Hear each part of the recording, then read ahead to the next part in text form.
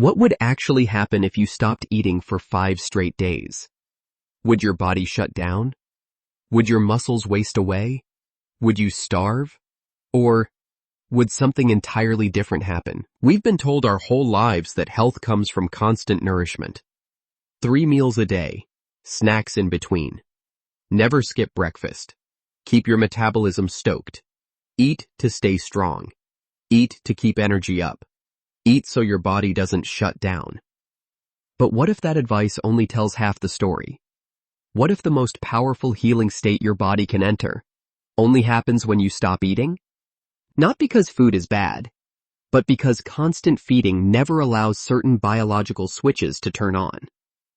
Today, we're walking through exactly what happens on day 1, day 2, day 3, day 4, and day 5 of a prolonged fast, physiologically, hormonally, metabolically.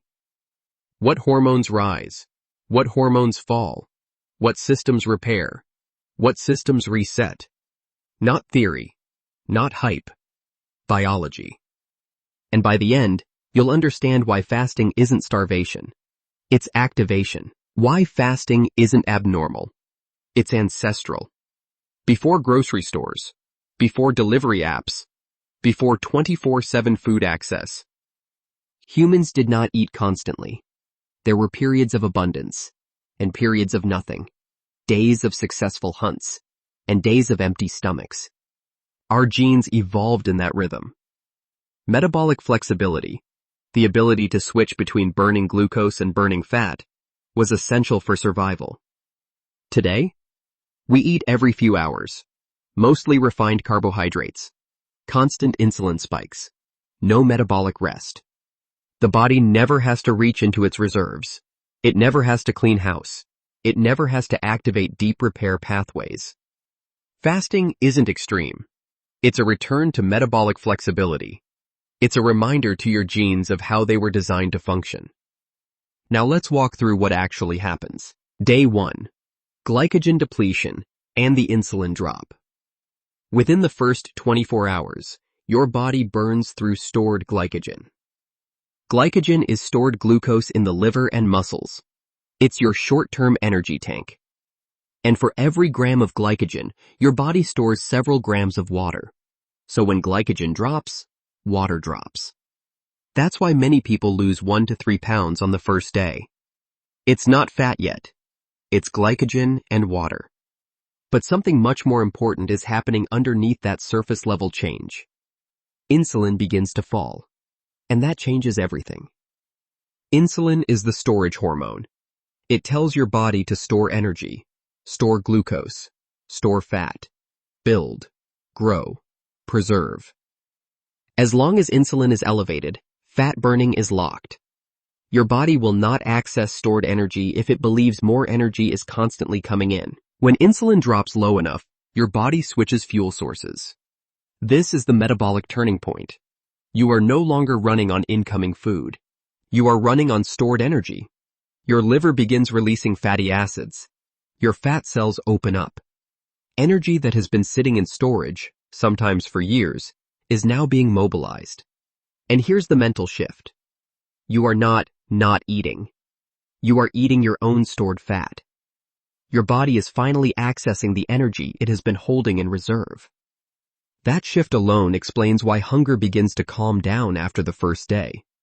Because biologically, you are being fed. Just not from the outside. Now, this transition can feel uncomfortable if electrolytes are ignored. Electrolytes matter here. Sea salt, potassium, magnesium. These prevent fatigue, cramps, dizziness, and the flu-like feeling some people experience. Hydration is essential because as insulin drops, the kidneys release sodium and water. Day 2. Ketosis begins. By day 2, insulin remains low, and fat oxidation increases dramatically. Your liver begins converting fatty acids into ketones, specifically beta-hydroxybutyrate.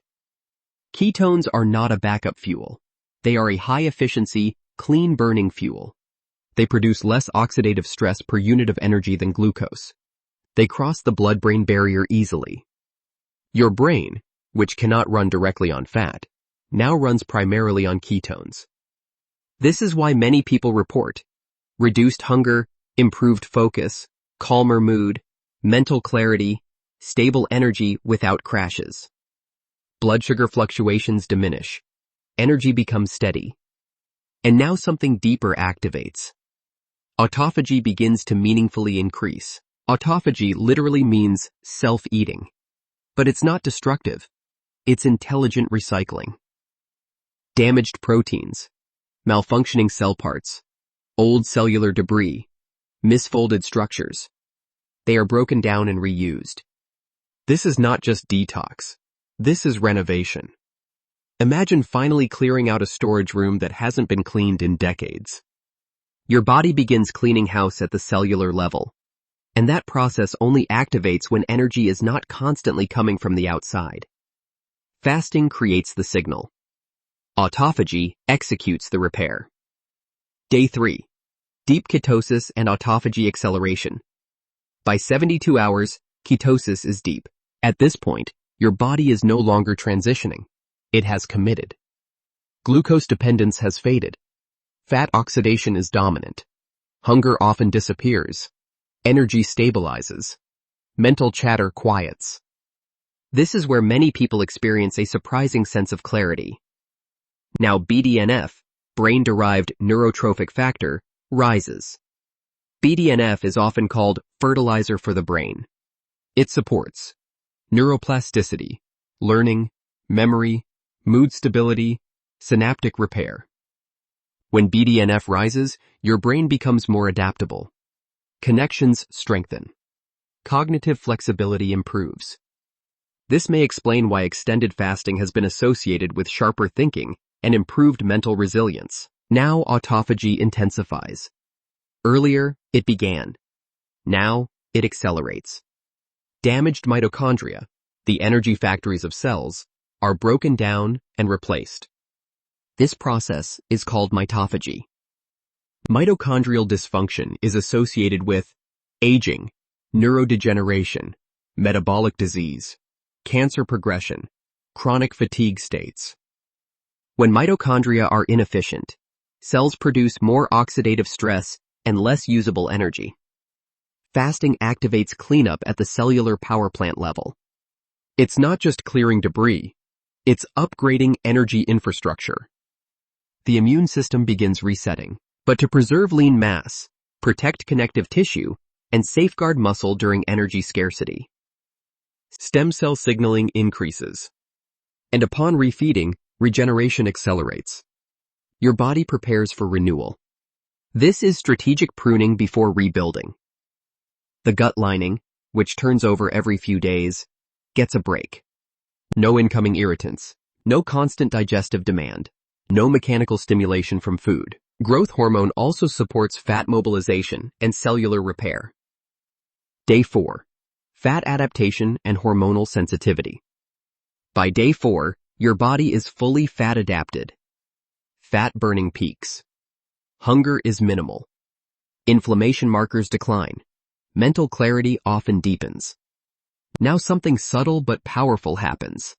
Hormone sensitivity improves. Insulin receptors become more responsive. Leptin sensitivity improves. Cortisol regulation stabilizes. This matters long term. Because metabolic disease is often not a problem of hormone absence, but hormone resistance, insulin resistance, leptin resistance, thyroid signaling resistance. Fasting restores responsiveness. It recalibrates receptor sensitivity. Longevity pathways become more active. AMPK rises. mTOR remains suppressed. Antioxidant production increases. Your body increases its own internal defense systems, not by adding something new, but by removing constant stimulation. Sex hormones and thyroid may temporarily downshift. That's adaptive, not damage. When the body senses scarcity, it conserves energy for survival, not reproduction or rapid growth. The body becomes efficient. It becomes conservative. It becomes resilient. By day 5, you are in a profound repair state. Autophagy remains elevated. Fat burning continues. Inflammation is low. Hormonal signaling is recalibrated. Insulin is minimal. Growth pathways have been quieted long enough for cleanup to occur. But the most powerful moment is about to happen. Refeeding. This is where many people misunderstand the process. Refeeding is not just eating again. It is not breaking the fast. It is a biological rebuild phase. Everything your body has been preparing for over the last 5 days culminates here. During prolonged fasting, old cells are cleared. Damaged immune cells are recycled. Mitochondria are pruned. Inflammation is lowered. When nutrients return after prolonged fasting, stem cells activate more aggressively. Protein synthesis increases. Tissues regenerate. Immune cells replenish. The gut lining rebuilds. Muscle repair accelerates. This is compensatory regeneration. But this must be done carefully. If you overload the system too quickly, you interrupt the repair phase. You spike insulin too aggressively. You stress digestion, so you start small. Light, easy to digest. Strategic. For example, bone broth, gentle amino acids and minerals. Eggs, complete protein, easy to digest. Fermented vegetables, support microbiome diversity.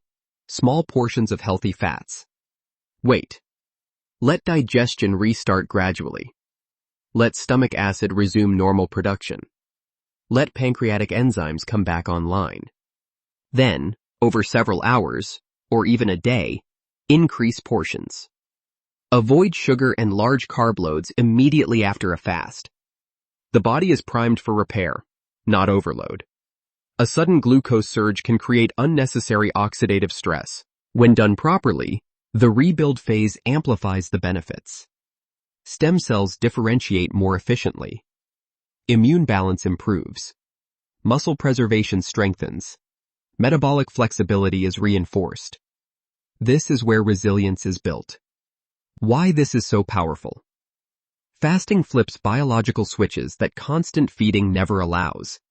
It activates autophagy, mitophagy, ketosis, growth hormone, insulin sensitivity, stem cell readiness, longevity pathways, AMPK activation, mTOR suppression. It reduces chronic inflammation, oxidative stress, insulin overload, digestive burden, hormonal resistance. With that said, thanks for watching, and until next time. And controlled stress builds resilience. When stress is applied intelligently, and followed by proper recovery, the body adapts upward, stronger, more efficient, more responsive. But this is not where you begin. You build up to prolonged fasting with intermittent fasting. Short fasting windows. Metabolic flexibility training. Electrolyte support. Gradual adaptation. You teach the body how to switch fuels before you ask it to go 5 days. Because the goal is not punishment. The goal is resilience. The goal is giving your body the silence it needs to repair, and the nutrients it needs to rebuild stronger than before.